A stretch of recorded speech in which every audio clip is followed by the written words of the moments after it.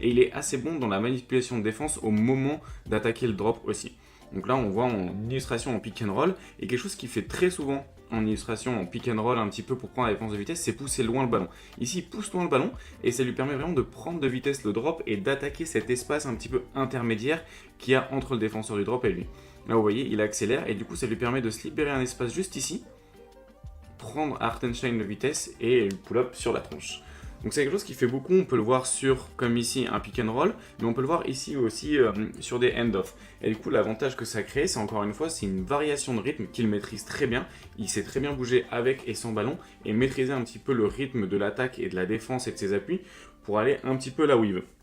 Un petit peu l'impression de regarder un musicien, un jazzman quand on regarde Andrew Nembhard, parce qu'il y a vraiment cette faculté à changer de rythme pour se créer l'espace, et ce footwork lui permet vraiment d'avoir un petit peu des combinaisons de finition qui sont très différentes et s'offrir de très bonnes situations.